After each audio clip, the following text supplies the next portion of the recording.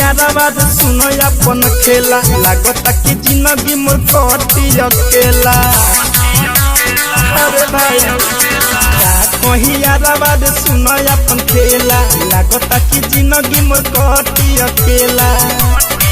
ये सोची सोची बतिया हम बानी बेहाल में अब चाल चलाल के पड़ता के बारात में अब चाल चलाल के पड़ता मालवा के बारात में।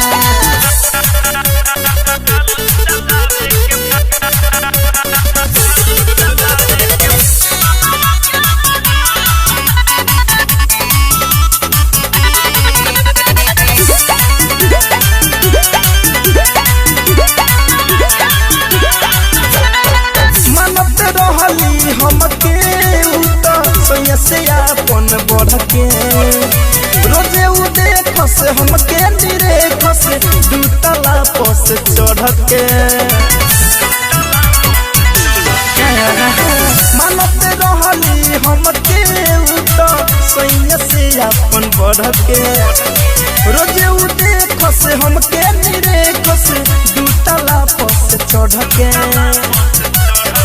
होई सीखल सब बीतल बाटे ओ करे ही साथ में अब चाल चलावे के पड़ता नहा के बारात में अब चाल चलावे के पड़ता मालवा के बारात में।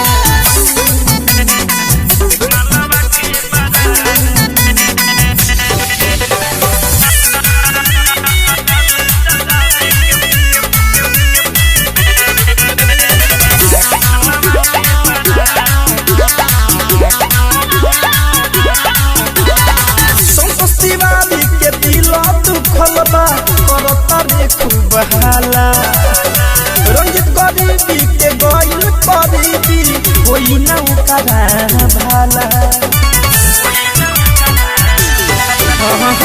संतोष तिवारी के दिल दुखल बा करता रे खूब हाला सुगम राजा के गइल करीबी होई ना ओकरा भाला। धमंज धड़कन बाजे भड़कन छोड़ जाता बुरा हाल में अब चाल चलावे के पड़ता महल के बारात में अब चाल चलावे के पड़ता अरे मलवा के बारात में। RCM म्यूजिक न्यू ऐप अभी डाउनलोड कीजिए हमारे गूगल प्ले स्टोर से और पाए भोजपुरी लोकगीतों का एक से बढ़कर एक ऑडियो वीडियो सॉन्ग बिल्कुल मुफ्त।